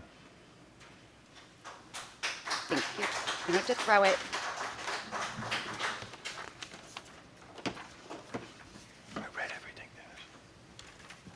I just want to respond to a comment that I heard from the board. This is not another statement. The board keeps saying that it's up to the DEC. They're listening to the DEC. The DEC is going to do this or that. It's your obligation. I asked for on-site accountability. That's not happening. It's your obligation. The DEC will go up, what, a couple of times a year and have a conversation about if it looks okay? But it's your job. It's not, their job is just to come and check. It's your job to manage it and control it. So please, stop using them as an excuse. I talk to them too. You're not the only one talking to them. So I'm sorry, I think you misunderstood me, or maybe I didn't say it clear. What I meant by that was we have DEC regulations we have to follow. Yes. Right? So there's testing that is required on some material, not required on other material. There's DEC facilities that certain material can go to, that it can't go to. No, DEC wants manifests on the berm. I'm talking things like that. I am not talking about the day-to-day management of the site. So I just want to make that clear. And I'm talking about in response to the other gentleman who came up here and was asking about air quality and testing and why isn't DEC doing their job. I'm responding to that. And your response was to him. And my response back is that it is the job of the town, again, to protect the residents. It's your job to make sure that site was okay. They can come up and check and issue violations or do whatever. All I was saying was, we've done everything DEC has requested we do in terms of testing. They're the regulatory agency. They're the experts. That's what I meant by that comment. Maybe you took Yeah, it differently. it still So I just want to clear that up. Still sounds like an excuse. Well, to you everyone. can hear it any way you want, but I just explained what I meant.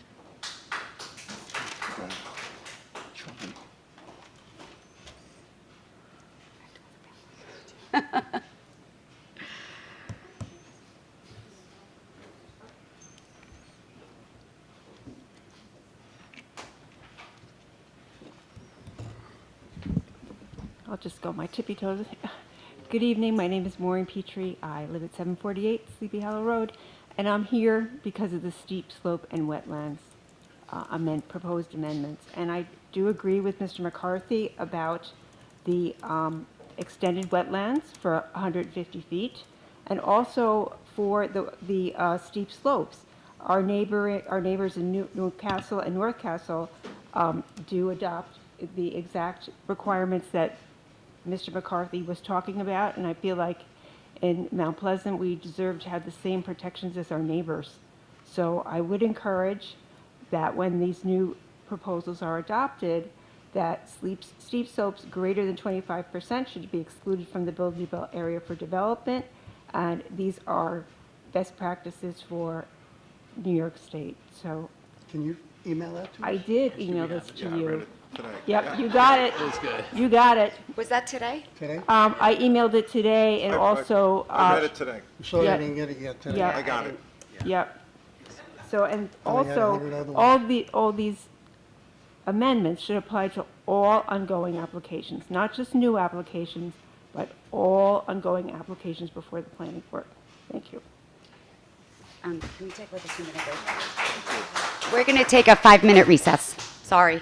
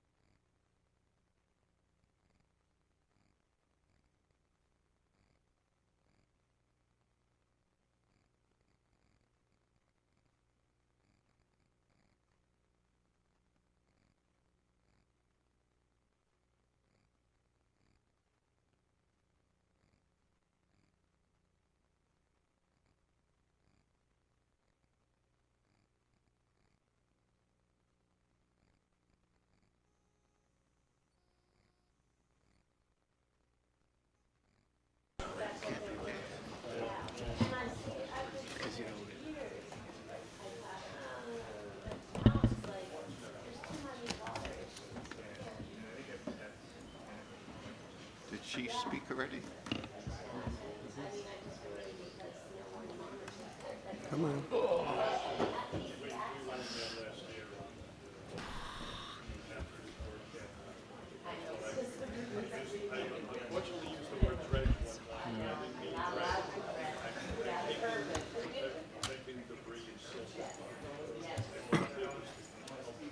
Okay, we're back. I know there's a few more people that like to speak.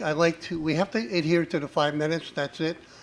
And like I said, you are welcome to submit any of your comments, email it to us. We have a whole agenda still to get through, so I would appreciate everyone holding it to the 5 minutes.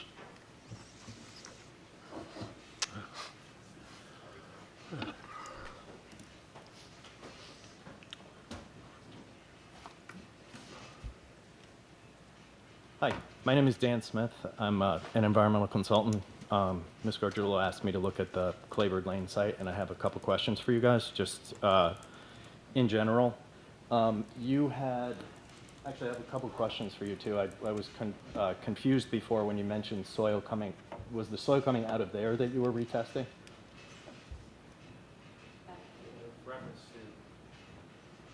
The soil pile that's over here is what I was wondering. You had mentioned before moving soil and then retesting it as you went.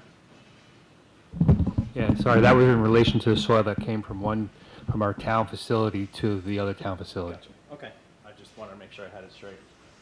Because as far as the soil sampling that was done at Claybird Lane, your consultant, Laurel Environmental, they mentioned the fact that some of that stuff could be used as beneficial reuse or topsoil, but the DEC had said that all of it has to go as solid waste.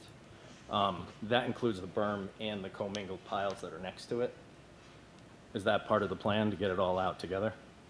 We will be following the recommendations from DEC.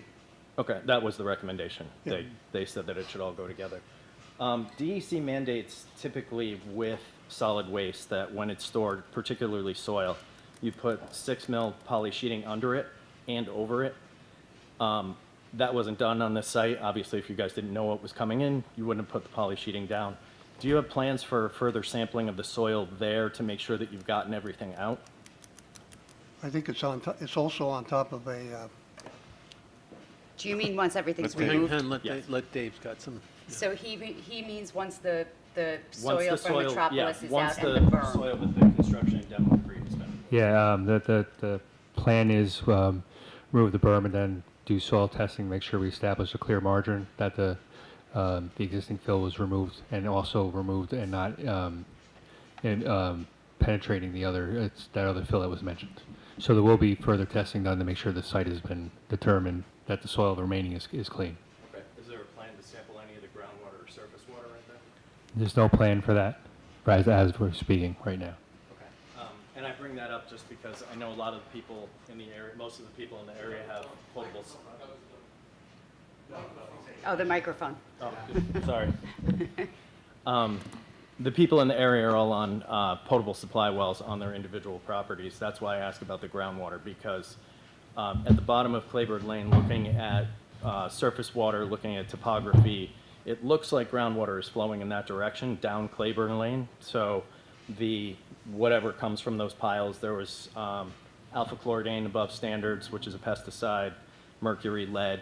I would recommend sampling at the site of groundwater before it leaves the site to go down, because if you start sampling people's wells at the bottom of the hill, you've already missed the problem that's up here, and you're going to be cleaning that up for a while.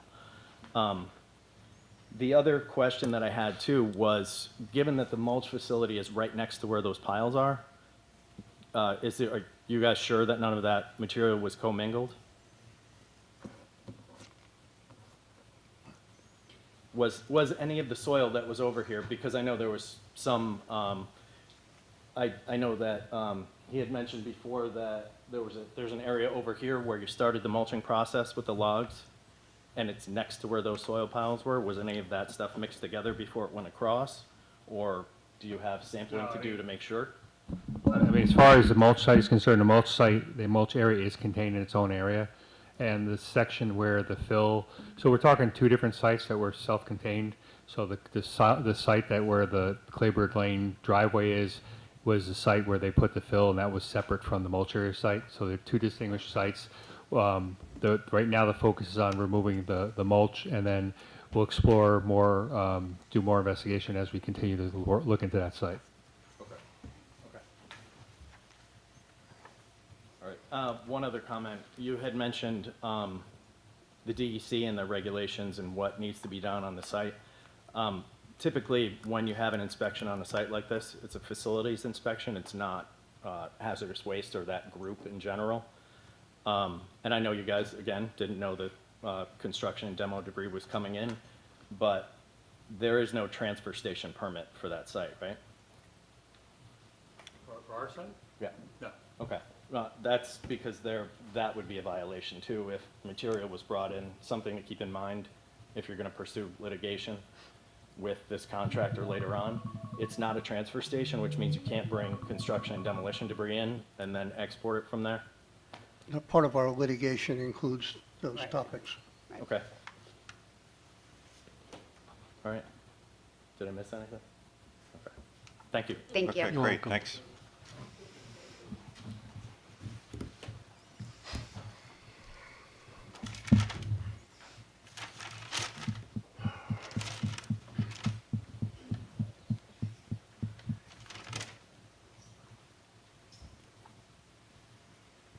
Jim Russell from Hawthorne.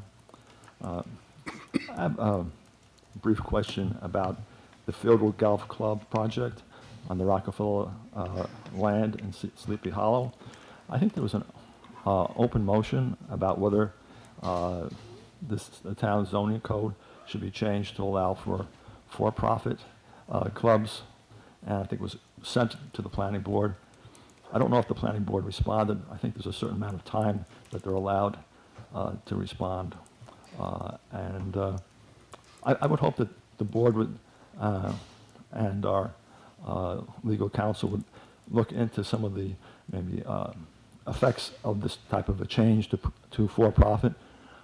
It's something I think that the state legislature had recently passed some new laws as far as allowing liquor licenses, and the popularity of this type of a change in other towns, I think, can be studied, and the effect on the neighborhood character of such changes, because this will also set a precedent for other organizations or commercial endeavors to set up clubs, and it might have a negative effect on our community character over time. So I hope that since it's still an open motion, so I think some people had suggested wait till the end of the secret process, but I think it's something that should be looked at now, so that we don't get into a situation where we're told, oh, we finished the secret thing, now we might as well go ahead and approve this question as far as for-profit status.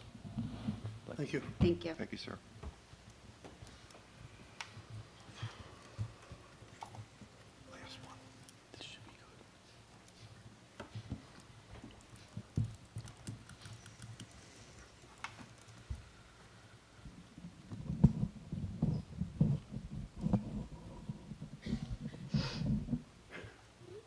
Good evening, Mr. Supervisor, members of the town board.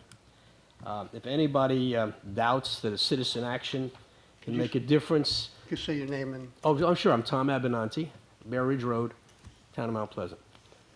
If anybody doubts that citizen action can make a change in government policy, they just have to watch what's happening here. And I applaud the community for coming out. If I was still teaching political science, which I'm not, I would use the Claybird Lane as a case study in public participation to produce a change in public policy. I won't be joining in the scolding of you tonight. Enough people have done that already. I'd rather instead try to make some suggestions for the future. I think people are looking for a vision. You're dealing with problems that have come up, but you're not giving them where you're going. And I think the public wants some idea where you're going. So I would suggest maybe a three-step process. Number one, whenever possible, or Whenever a problem comes up that seems pretty large, supplement the overburdened staff with some outside consultants before the problems get to be real problems. Secondly, follow the advice of the experts. That's what you hire them for. And thirdly, then make a plan on the basis of that advice with public participation before we get to a point where there's controversy. Let them work with you to develop some kind of a vision. Let me suggest, as we apply that to the matters before us. Claybird Lane. Right now you're dealing with a problem. I'm not going to get into how we got there. You've had that discussion. But where are we going? What is your vision for that parcel down the line once you've taken care of all of the short-term problems, once you get a handle on it? And I think that's what the public is asking for. What are you going to do with this problem? How do you envision this property? Secondly, on the zoning, I applaud you for taking on some of the things that should have been taken on a long time ago, but you're dealing with them. But now the problem is you've got all of these applications pending at the planning board. It's unfair to the developers to keep them out there where they're not knowing where they're going. And it's unfair to the community to keep them on edge, sitting back saying, wait a minute, you're working on this stuff, but you're going to close the barn door after all the animals are out? So I think you have to have a vision there as well. I would join the others who are saying, let's have a moratorium, a short-term moratorium, to step back, bring in some experts, supplement the planning guy that you have, who seems to have done a pretty good job on that master plan, and let's say, okay, let's look at this. What's the vision for Mount Pleasant? And it doesn't have to be, you can't do a moratorium forever. You can only do it for a short period of time. Just enough time to bring these people together and say, this is our vision. And try to fix up the little things that you're working on now that are important, and then move forward with them. And then lastly, there's one thing that was touched on very briefly by Mr. McCarthy, flooding. The flooding problem in parts of this town is severe. And the town has to develop a vision, a plan. What are you going to do? Now, I was the guy who passed the legislation in the county a long, long time ago so that the county would pay for part of the study. My legislation, when it went through the Board of Legislators, was 100% by the county, but some guy who was the county executive named Astorino changed it to require that the communities pay 50%. I thought the county should pay the whole thing. But, you know, I'm told that by the people who know better than I do, that there are monies out there that could actually pay the town's part. The Secretary of State's got some monies, the governor's got some monies for flooding, and with a little bit of imagination and maybe the proper grant writer, somebody could put together a package so that it doesn't cost the town anything. You could, you know, there's a one-to-one match, but your one-to-one match could be matched by the state. And, you know, I just noticed the town supervisor in Greenberg was talking about Senator Gillibrand is sponsoring 2 major grant applications for Greenberg for flooding. $2.25 million for the Sawmill River flood mitigation and $1.5 million grant to alleviate flooding at East Tarsdale Avenue. So we've got some friends in Congress. Why are we not asking them for some money so that we can get started on dealing with the flooding problem? And, you know, look, you've got more developers coming in. The community's saying we don't want anybody else who's going to add to the flooding. Well, it's unfair to the developers to step back and say, well, am I going to be able to build this or not? And the community is afraid, and they're rightfully afraid, because so far the development has increased the flooding, not solved the problem. Not true. So I want to suggest to you that what I think we need is a little bit more of projecting to the community a vision. And a vision, rather than answering each question on what are we doing here, what are we doing here, let's try to get a plan out there. And if we need more experts from the outside, it's far cheaper to pay for a few experts than it is to fight litigation later.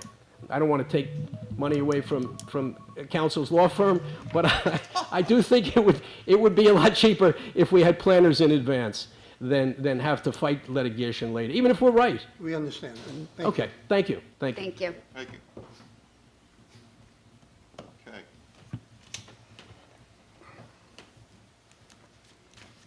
Anyone else wish to address the board? Move on to the rest of the agenda.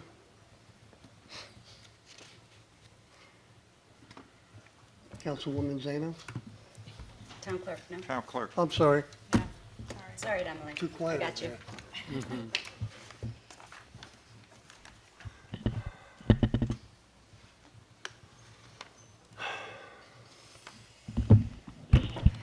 long one tonight. Town Clerk's Report, Town Board Meeting, July 14th, 2026. Continued public hearing to consider amending Town Code Chapter 180 steep slope protection. Continued public hearing to consider amending Town Code Chapter 111 freshwater wetlands. Public hearing to consider the application for a special permit to erect solar photovoltaic arrays at NYCDEP's Catskill, Delaware Water Treatment Facility at 2 Walker Road. Received and filed the letter of resignation from Councilmember Mark Saraceno effective June 29th, 2026. The received and filed the letter of resignation from Controller Noreen McGinty effective August 1st, 2026. Received and filed the lead agency determination from the town of Greenberg for Regeneron at 555 Sawmill River Road in Tarrytown. Received and filed the notice of public hearing from the Village of Briarcliff Manor to consider an application from DHIP Group for a special use permit amendment for the Rockefeller House at 555 Pleasantville Road in Briarcliff Manor, and a secret notice of intent for the same project from the Village of Briarcliff Manor. Received and filed the 2026 Continuing Judicial Education Certificate of Completion for Judge Robert J. Ponzini. Received and filed the Valhalla Fire District Independent Auditor's Report for 2025. Received and filed 4 zoning board resolutions for 168 Sawmill River Road, Nicholas DiPaolo at 140 Warren Avenue, Brandon Jacoby at 4 Old Farm Road South, and Trevor Eisenman at 500 Sherman Avenue. And received and filed 4 notices of claim, Richard Russo, Sanij Mushkalaj, Kira Di Natale, and Casa Verde Corp. Item 9 would be referred to the town attorney. I think that's the longest I know. report for you I've seen In 2 years, ever. 3 years. Ever. Councilwoman Zeno. Thank you, Mr. Supervisor. Good evening, residents, department heads, fellow board members. My first item is purchase order 162-26-13. The vendor is JHW Plan Review. This comes from our building department. This is a building permit review for New York Medical Phase 3 for interior alterations of disaster medicine. Cost of construction is $822,000. Permit fee is $15,301. The total cost for this review from JHW is $2,100. Move for approval. Motion by Danielle, Second. second by Joe. All in favor? Aye. Any opposed? Motion carries. My next item is Resolution 265-26. This comes from our Highway Superintendent, Rich Banquet. This is authorization is requested to accept the performance bond for site work at 5 Sunset Drive in Thornwood under street opening permit 6465 in the amount of $15,000. I move for approval, please. Motion by Danielle, Second. second by Tom. All in favor? Aye. Any opposed? Are we sleeping down there? We're Aye. almost done. Sure. I know. Motion carries.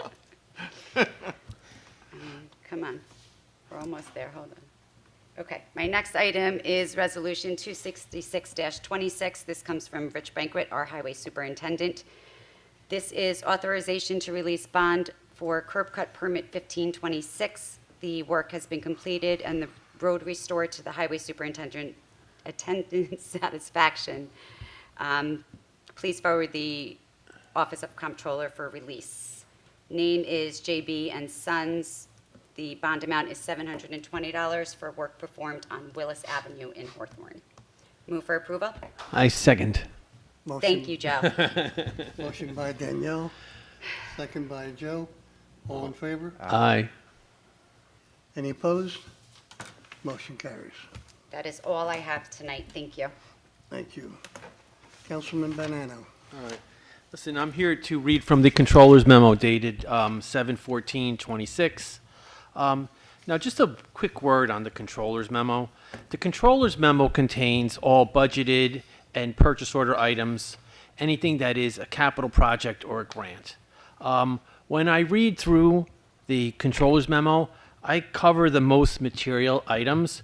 The entire controller's memo will be available, is available, anytime during normal business hours at the controller's office. So these are the most material items in the 7/14/26 controller's memo. Most of these are covered as a capital project or a grant.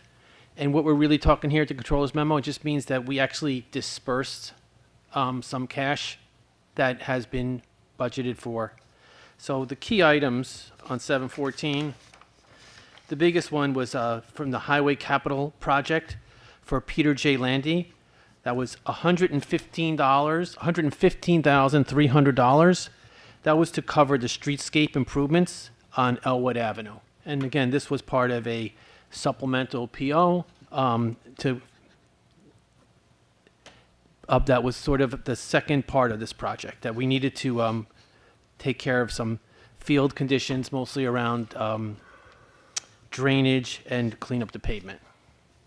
The next item we have here is from the communications. It's Intergraph Corporation.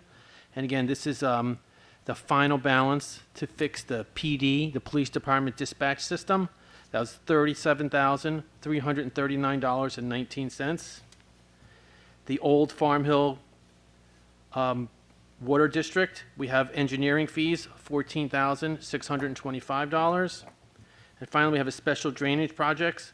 We had to buy couplers and some pipe for $17,129. The entire controller's memo for 714 is $270,641.50. And I move for approval of the controller's memo. Motion by Joe, Second. second by Tom. All in favor? Aye. Aye. Any opposed? Motion carries. Right. Thank you. The next item we have here is we have an authorization for a grant, a JCP grant, which is a court grant, to scan old files into electronically keep the history of these old files. It's we are looking to secure a $30,000 grant to scan the old historic files. I move for approval. Motion by Joe, Second? second by Danielle. All in favor? Aye. Aye. Any opposed? Motion carries. Thank you. Councilman Saliano. Thank you, Mr. Supervisor. Good evening, ladies and gentlemen. My report is from the Police Department. We have two items for you for this evening from PD. The first item is a purchase order. It's for software integration. It's purchase order number 30-26-11. The vendor is Logically. This is for software integration for police vehicle mobile computers. The total cost is $3,840. I move for approval, please. Motion by Tom, Second? second by Danielle. All in favor? Aye. Any opposed? Motion carries. Thanks so much. The second item is another purchase order from the Police Department. It's number 30-26-12. The vendor's DataWorks. This is for annual maintenance support for digital identification system for LiveScan and Mugshot. And the total cost is $3,100. I respectfully ask the board for a motion of approval, please. Motion by Tom, Second it. second by Joe. All in favor? Aye. Any opposed? Motion carries. That's all I have. Have a great evening, and thank you for coming out this evening. Thank you. Thank you. Darius doesn't have anything? Yeah, we don't have anything. The town attorney. What I do need is authorization to hold an additional work session Tuesday, July 21st at 5 p.m. I'll make a motion. So moved. Motion by Second. Danielle, second by Tom. All in favor? Aye. Any opposed? Motion carries.